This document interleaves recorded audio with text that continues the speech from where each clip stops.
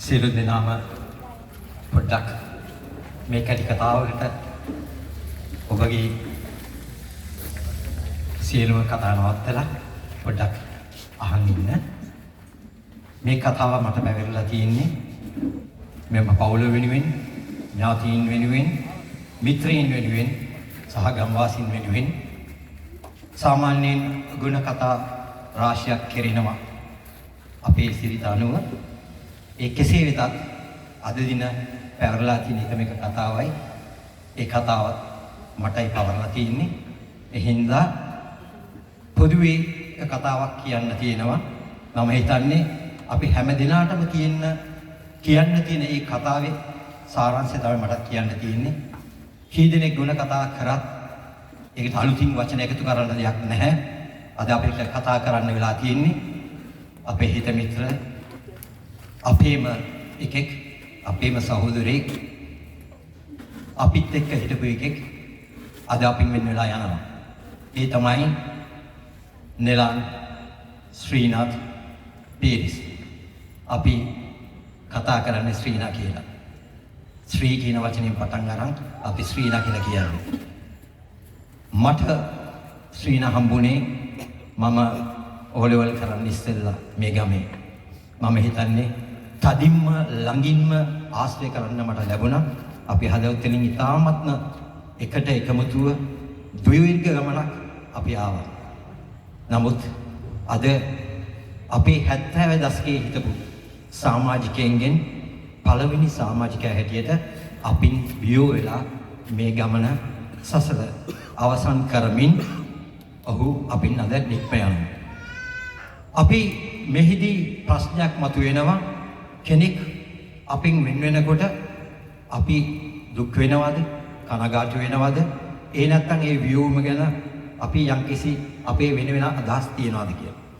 ඕනෑම කෙනෙකුට ඕනෑම මතයක් දරන්න පුළුවන්.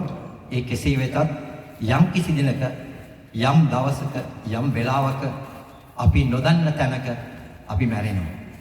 ඒක ඊට වඩා වෙනස් තත්ත්වයක් අද මේ අපි ශ්‍රීනාත් ලබා තියෙන්නේ.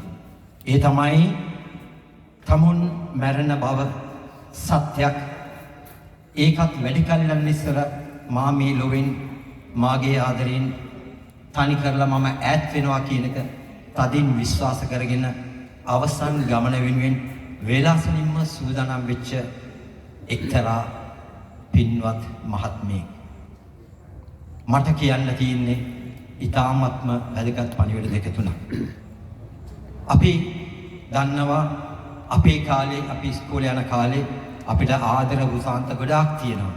අපි ආදරෙන් බැඳෙනවා, ප්‍රේම වෘතාන්ත තියෙනවා, එක එක්කෙනා හමු වෙලා විවාහ වෙනවා. නමුත් ඊට වඩා වෙනස් කතාවක් අපි හැමදෙනාම දන්නවා. ඒ තමයි ශ්‍රීනාත් කියන්නේ අවංක ප්‍රේමවන්තයෙක්, අවංක ආදරවන්තයෙක්, ආදරය කරපු ඒ සුන්දර තරුණිය විවාහ කරගත් මහත්මයෙක්. එදා සිට අවසානය දක්වා ඒ සුන්දර බිරත් එක්ක සතුටින් සාමයෙන් ලස්සන කොළු දෙන්නෙක් බිහි කරලා ත්‍යාග ලබාගත්තු ඉතාමත් පින්දරියෙක්. එහෙමනම් ඔහු දැනගත්තා මට මේ ගමන ඉතාමත් ඉක්මනට අවසන් කරලා යන්න වෙනවා කියලා. කෙටියෙන් කියනවා නම් අපිවත් දැනගෙන හිටියේ නැහැ. නමුත් ඔහු දන්නවා. ඔහු ලෝකයට කිව්වේ නැහැ. ලෝකයාව දුකින් හඬවන්න ලෑස්ති වුණේ නැහැ. මම හිතන්නේ පවුලේ අයත් දැනගත්ත ඉතාමත් ප්‍රමාද වෙනවා. මට මතකයි ඒ අවසාන දිනය. ඒ සිද්ධිය කෙසේද කියලා කියනවා නම් ඔහු අවසාන මොහොතේ ලං වෙනකොට ඔහුගේ බර උස්සන්න ඔහුගේ පොඩි පුතා, මම ඔහුගේ නම හේෂාන් කියලා කියන්නේ අපි දරුවන් දෙදෙනෙක් ඉන්නවා. ඊරංග ලොකු පුතා, හේෂාන් කියන්නේ පොඩි පුතා. දෙන්නම උගත්, නැනවත්, බුද්ධිමත්, ඒ වගේම ලෝකෙට දායද කරපු ලොකුම දායාදයක්. ඒ පුතා ඔහු ටිකක් ඇලවෙනකොටම බර කරට ගත්තා. ඒ දිනේ එතනදී ඒ පුතාගේ මුහුණ දිහා බලාගෙන ඒ තාත්තා ඒ ශ්‍රීනාත් hina වුණා. ඒ hina වුණේ අවසන් වතාවට. ඒ hinaවේදී ඔහු කිව්වේ එක පණිවිඩයක්. පුතේ උඹලට මගේ බර උස්සන්න මම දෙන්නේ නැහැ. මින් ඉදිරියට මගේ බර උඹලට උස්සන්න වෙන්නේ නැහැ. මම මගේ සසල කෙටි කරගෙන මම උඹලගෙන් නික්ම යනවා. ඒ පණිවිඩය ඒ පුතා තේරුම් ගත්තේ නැහැ. ඒ තාත්තා තේරුම් අරගෙන හිටියා. ඒ ශ්‍රීනාත් ඊට පස්සේ ඔහුව අසනීපයි කියලා දැනගත්ත ගමන් වාහනයක නංගගත්තා. වාහනයක නංගගත්තම ඔහුගේ බිරිඳ වසර ගණනක් අපි එක ළඟින්ම ජීවත් වුණා. එකට හිටියා. හැමදේම විදාගත්තා. දුකද සැපද හැම දෙයකටම එකට කර දුන්නා. කවදාකවත් අපි බැනගත්තේ නැහැ. ගහගත්තේ නැහැ. රණ්ඩු වුණේ නැහැ. සතුටින් ජීවත් වුණා. ඒ බිරිඳ ගියා වාහනය ගාවට. ඔහුව නග්ගලා තිබුණා. එදා ඒ ශ්‍රීනාත් තමුන්ගේ ඒ බිරිඳ දිහා බැලුවේ පළවෙනි දවසේ ආදර දැස් පිරිච්ච ආදරෙන් පළවෙනි දවසේ ආදරය කරන මුල්ම දවසේ එක්තරා බැලුමක් හෙළුවනම් ඒ බැල්මෙන්ම ඒ තමුන්ගේ අවසන් බැල්ම ලෙස බලලා ඊටමත් ඒ විඩාපත් වූ මුහුණ හැඟීම්බර වෙච්ච මුහුණ ඒ දැස් තුලින් ආදරයෙන් කතා කරා තමුන්ගේ බිරිඳට මේ මම යන්නේ ආයේ ඉන්න නෙවෙයි කියලා. මේ මගේ අවසන් ගමන මේ වාහනේ යන්නේ. ඔහු දැන සිටියා. නමුත් ඔහුගේ බිරිඳ ශ්‍රියානි දැනගෙන හිටියේ නෑ. මොහු සුපුරුදු ලෙස ඉස්පිතාලට ගිහිල්ලා ආයෙ සනීපලා ඒකට හිතුවා. නමුත් ඒ බැල්මේ වචන 1000කට වඩා කියන දේවල් ගොඩක් තිබුණා. ඒ වචන සියල්ලටම ඒ එක බැල්මෙන් ඔහු පිළිතුරු දීලා ගියේ මම රත්තරනේ නැවතත් ඉන්නේ පෙට්ටියක කියලා. ඒක ඒ ආකාරයෙන්ම සිදු වුණා. ඒ දරුවෝ දෙන්න හිතුවේ නැහැ මේ තරම් ඉක්මනට අපෙන් ඈත් වෙයි කියලා. ඒ බිරිඳ හිතුවෙත් නැහැ. අපි මිත්‍රයෝ හිතුවෙත් නැහැ. අපි බලන් ඉන්න ඕන කියලා දින වෙන් කරනකොට ඔහු මේ ලෝකෙන් නික්ම වෙලා ගිහිල්ලා. අද අපි දකිනවා සදාටම වූ අපෙන් වෙන් වෙලා මේ ලෝකෙන් වෙන් වෙලා අපේ දර්ශනයෙන් වෙන් වෙලා ඒ වචන අපිට අහන්න තවත් ඉඩක් නොතියා මේ ගමන යනවා. අපිට අවසාන වතාවට හමු වුණේ අපි සියලුම දෙනා 70 දශකයේ සමාජිකයෝ හමු වුණා මහින්ද ධර්මබන්දුගේ නිවසකදී. ඔහු ආපු වෙලාවේ අපි උත්සවයක් තිබුණා. ඒකට පැමිණ හිටියා. එදා ඔහු සින්දු කිව්වා මැයි මාසේ 18 වෙනිදා. තව හිතන්නේ දැන් 40ක් වුණේ නැහැ. ලස්සනට සින්දු කිව්වා. විහිළු කරා. ඉතිහාසය ගැන කතා කරා. ගොඩාක් දේවල් අපි කතා වුණා. අපි සතුටින් හිටියා. අපි ඔක්කොම පින්තූර ගත්තා. ඒ මැයි 18 අදට දින 39කට පෙර. නමුත් 40 වෙනි දිනය අද ඔහු වැදලා සිටිනවා. ඒ තමයි අපි ශිෂ්‍යයන් හැටියට එකතු වුණේ එදා සිට අද තෙක් මේ ආපු ගමනේ අවසන් දිනය. එදායින් පස්සේ මම ඔහු දැක්කේ නැහැ. මම දැක්කේ පෙරේදා. ඒ වැදලා සිටිනවා. අපිට වාව ගන්න බැරි වුණත් මරණය නියතන් කියනවා නම් ඒකයි සත්‍ය. එයා නිතරම කියන්නේ නැති මා මල පසු මගේ සොහොන ළඟ සිට තනියට ඉන්න කියලා තමුන්ගේ ඒ භාර්යාවට කියන්නේ නැති හදවතින් ඒක තමයි ආදරේ. ඒ දරුවන්ට කියන්නේ නැති පුතේ උඹලා කොච්චර දුර ආවත් නැවතත් ඒ සොහොන් පිටියෙන් මාව තනි කරලා උඹලා යනවා. ඒකයි ජීවිතේ සත්‍ය. ඒක අපි තේරුම් ගන්න ඕනේ. එහෙමනම් අපි දුක් වෙනවද, කනගාටු වෙනවද, නැත්නම් අපිට වෙනත් මතයක් තියනවද කියන එක අපි තීරණය කරන්න ඕනේ. කෙනෙක් රෝගාතුර වුණාම ඔහු ඊටමත් අපහසුවෙන් ඉතුරු කාලය ගෙවනවද?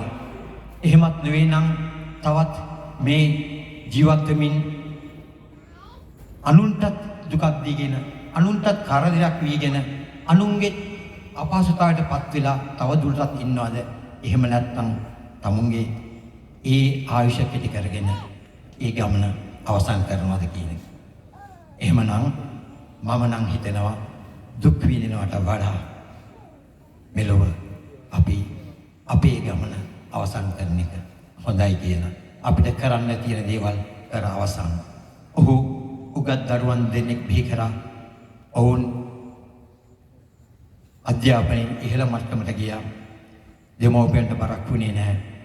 අද සමාජයේ ඔවුන් ගැන කියන්න කිසිම නරක වචනයක් නැහැ. සමාජයේ ඔවුන් ගැන ආඩම්බරයෙන් කතා කරાવી, ඥාතින් කතා කරાવી, මිත්‍රයින් කතා කරાવી. ඒක තමයි ඒ තාත්තා අපේ ලෝකෙට දායද කරලා ගිය එකම වස්තුන් දෙක. මේක ඒ අම්මට හයියක් වේවි. ඒ අම්මා ජීවත් වෙනකන් ඒ දෙදෙනා දෙපැත්තෙන් ඉඳීවි. ඔයව බලා ගැනීම. ඒකයි ඈත තියෙන එකම සහනය, සතුට, එහෙමත් නැත්නම් පිහිට. ඒ හින්දා අපි කනගාටු වෙනවට වැඩිය මේ අවසන් ගමන ඊටමත් ලස්සනට ඒ වැතිර සිටින ඒ අපේ මිත්‍ර, ඒ අපේ සහෝදර, අපේ ඥාති, අපේ ගම්වාසී ඒ ශ්‍රීනාත් අද අවසන් ගමන යෑමට සූදානම් වෙලා සිටින මොහොතේ අපි ඔහුට කළ හැකි ගෞරවය, ඔහුට දක්විය හැකි ගෞරවය අවසන් අතර අපි කරමු. ඒ ඉල්ලීම මම ඔබට කරන අතරම මේ පැමිණ සිටින මේ සියලුම දෙනා ආවේ කෙනෙක්ව සතුටු කරන්න නෙවෙයි, ඒ ශ්‍රීනාත් වෙනුවෙන්. ඔහු ජීවත් වෙච්ච ඒ ජීවිතය ගැන හිතලා, ඔහුගේ ජීවිතෙන් දැකපු පන්නරය නැත්නම් ඒ ජීවිත තුළ දැකපු දේවල් අධ්‍යයනය කරලා ඒවා ගැන හිතලා මෙතනට පැමිණියා මිසක් මෙතන කිසිම කෙනෙක් සතුටු කරන්න නෙවෙයි කියලායි මම හිතන්නේ. හැබැයි ඒ ශ්‍රීනාත් අපිට ආදර්ශයක්. ඔහුගේ පවුලේ දෙවෙනියා, ශ්‍රීනාත් දෙවෙනියා. නමුත් අපි හැම එක්කෙනාටම ඉස්සෙල්ලා පවුලේ බර කරට අරගෙන රැකියාවට ගියේ ශ්‍රීනාත්. දාමට මතකයි කොල්ලෙක් හැටියට අපි තවමත් ඉගෙන ගන්නකොට එයා රැකියාවට යනවා. එයා රස්සාව කරනවා. එයා හම්බ කරනවා. ඒ වගේම ක්‍රීඩා කරනවා. දක්ෂ ක්‍රීඩකයෙක්, දක්ෂ ක්‍රිකට් ක්‍රීඩකයෙක්, ඒ වගේම දක්ෂ ගායකයෙක්, ඒ වගේම හොඳ බෞද්ධයෙක්. අපි දන්නවා වචනෙන් කියන අපි සෙට් වෙනවා කියලා. එයාත් සෙට් වෙනවා. හැබැයි බොන්නේ ස්ප්‍රයිට් එකක්. සුරා සූදියෙන් නැහැ. එයා බෞද්ධ දර්ශනයේ පන්සිල් පද පහ ගත්ත නම් නැවත ගන්න ඉඩ තිබ්බේ නැහැ. එදා යම් කිසි දවසක කිව්වනම් පන්සිල් පහ, ඒ සිල් පහ අද වෙනතුරුත් බින්දේ නැහැ.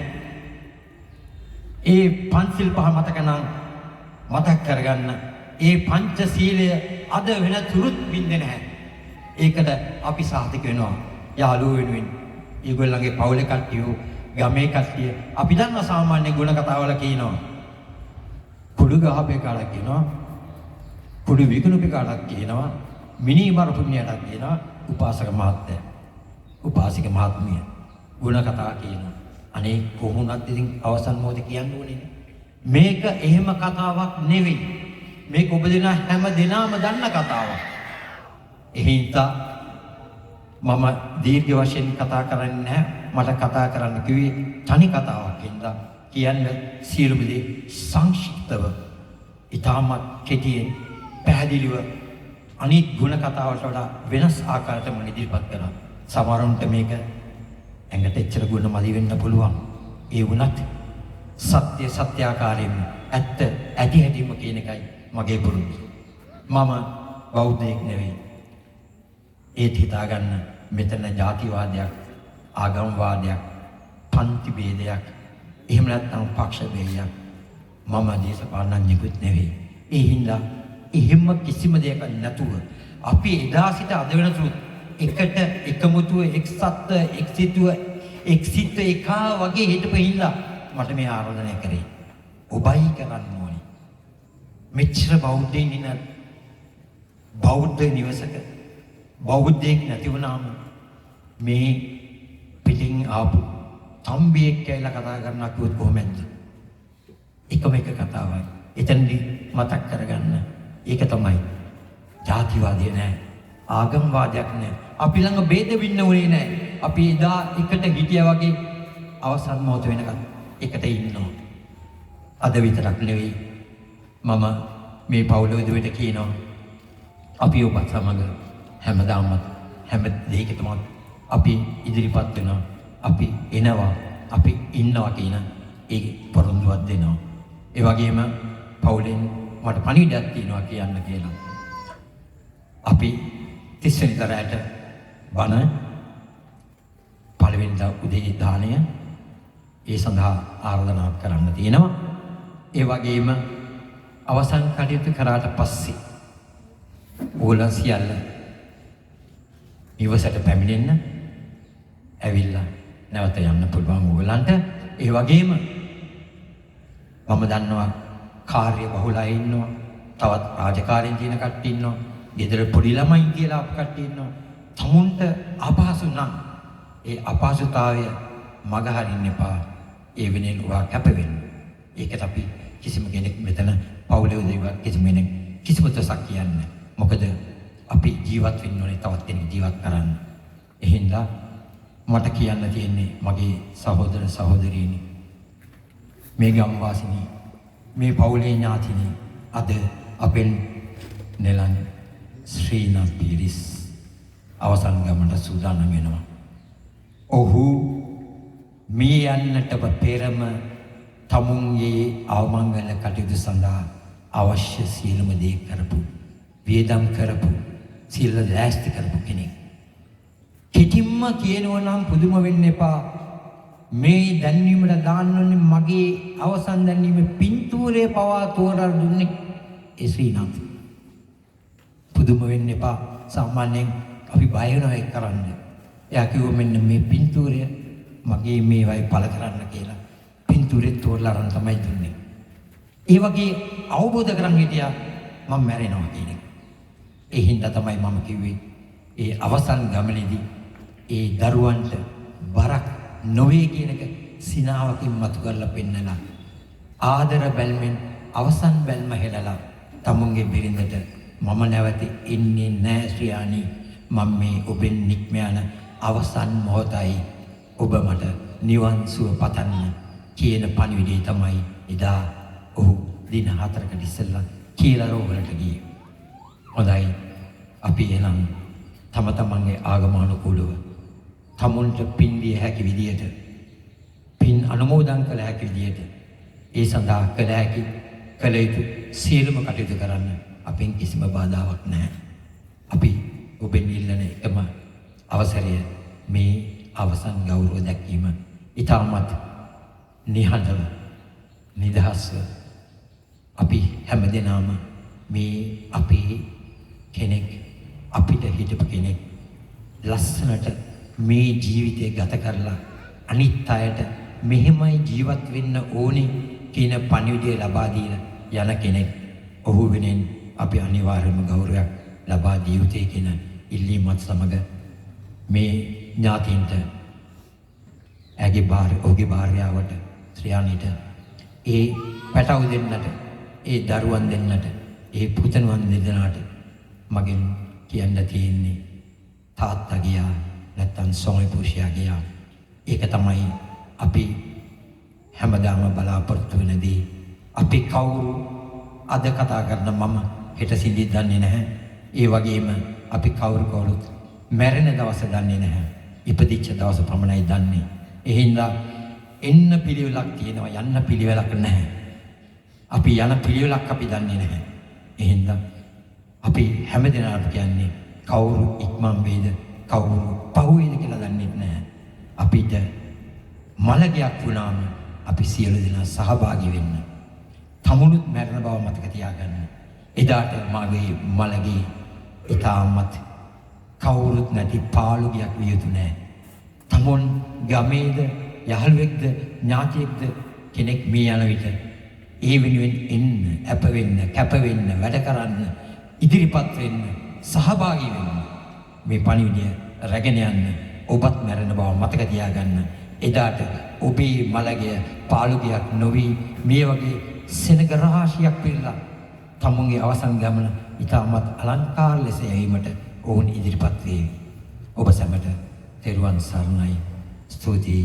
ඒ වගේම ඔබ සැමට තවත් පණිවිඩයක් කියන මේ නිලන් පිරිස අපි එතනදී නැවත